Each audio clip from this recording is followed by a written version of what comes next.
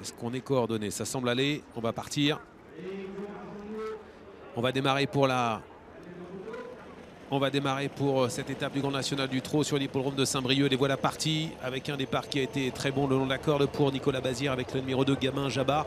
Un départ bon également pour Formy à l'extérieur, alors qu'Horace Dugoutier a pris son temps à l'extérieur, est en train de se rapprocher. Glamour Queen est tout de suite en troisième position. Est-ce qu'au 25 mètres on est parti vite avec le maillot jaune? Eh bien il est bien parti, même très bien parti. Eric Raffin avec Gaspard d'Angis qui est derrière, Doux Parfum qui est parti fort également. Epsom d'Airfray est également bien parti dans le sillage de Gaspard d'Angis. Comme on pouvait s'y attendre, Formy est assez rapidement au commandement. Gamin Jabba a pris un bon départ. Glamour Queen est là tout de suite en troisième position devant Guinness d'Airfray et Horace Dugoutier qui patiente pour l'instant 5-6e. Gangster du Vallon a pris son temps et se retrouve à l'arrière du peloton avec Fakir du Loro qui a déjà regagné pas mal de terrain. Epsom d'Airfray est au galop. Faute d'Epsom d'Airfray au sein du peloton qui disparaît, qui a été remis mais il va se retrouver à l'extérieur. Ça va maintenant être compliqué, surtout qu'il est encore au galop. Ah, gênant d'ailleurs, Fakir du Loro. Fakir du Loro gêné. Fakir du Loro au galop, très malheureux au premier passage devant les tribunes. Il a été remis, il ne va certainement pas avoir commis 15 foulées, donc il est encore en course. Après ce handicap de 50 mètres, sa tâche devient quasiment impossible. Le deuxième tournant et Glamour Queen mené de façon offensive aujourd'hui. La surprise avec Jean-Philippe Dubois qui décide d'avancer fort dans le tournant et qui prend la tête face au cheval qui a réussi à le battre dernièrement avec sa jument sur l'hippodrome de Vincennes. Formy donc derrière Glamour Queen maintenant avec en troisième position Gamin Jabba calé à la corde, avec en quatrième position Guinness d'Airfray à son extérieur le numéro 1 Horace Dugoutier, alors qu'on a un petit peu plus loin le numéro 4 Figolu Phraséen qui est pour le moment juste devant le numéro 13.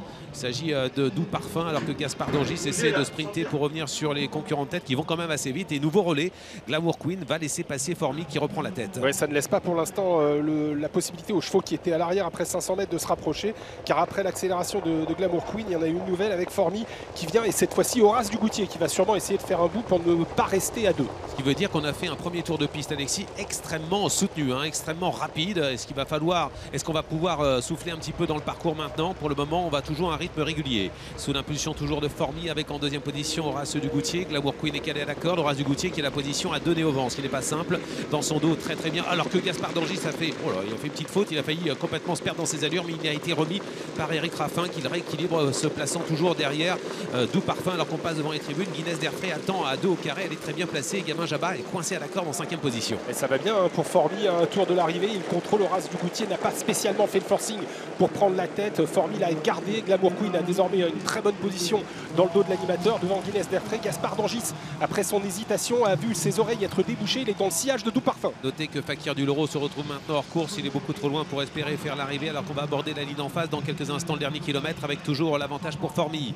Formy attaqué par Horace Dugoutier. Pour le moment, ce sont les chevaux du premier échelon qui font le spectacle dans cette étape du Grand National du Trot, avec en 3e position Glamour Queen devant Guinness d'Airfray et Gamin Jabba. Pas question, des chevaux qui rendent la distance, alors que Gaspard d'Angis va peut-être tenter quelque chose à l'extérieur. Gangster du Vallon est en train de se rapprocher également, lui qui a été très discret durant les 2 premiers tiers du parcours. Il fait un effort actuellement en 3e épaisseur, le nez au vent. Horace Dugoutier est en train de relayer pour bientôt aborder le dernier tournant, l'animateur Formy. Une course sans concession et Hugues Montulé qui prend la tête dans le tournant et qui a dominé un Formy qui essaie de résister pour la 2e place. Dernier tournant avec Horace Dugoutier, le numéro 1 qui est en tête. Formy est 2e, suivi par Glamour Queen avec à l'extérieur et tentant toujours de résister Guinness d'Airfray. On est coincé à la corde avec Gamin Jabba. On est à l'entrée de la ligne droite. Est-ce que Gaspard d'Angis peut revenir? Il essaie de le faire. Horace Dugoutier a le meilleur. Il va falloir résister maintenant, notamment à Glamour Queen qui va essayer de très bien finir. Gaspard d'Angis se rapproche également. Gangster du Vallon essaye de bien terminer. Et Horace Dugoutier a fait la différence. Hugues Montulé qui va peut-être réussir. Hugues Montulé qui va peut-être réussir à remporter sa première course du GNT. Il est parti pour le faire. En tout cas, Horace Dugoutier, le numéro 1 qui est en tête devant Glamour Queen. Gaspard d'Angis est en 3e position. Victoire d'Horace Dugoutier dans cette étape de Saint-Brieuc. La 2e place est pour Glamour Queen devant Gaspard d'Angis. Gamin Jabba est ensuite à l'arrivée en compagnie également de l'outsider numéro 4 Figolu Phraséen.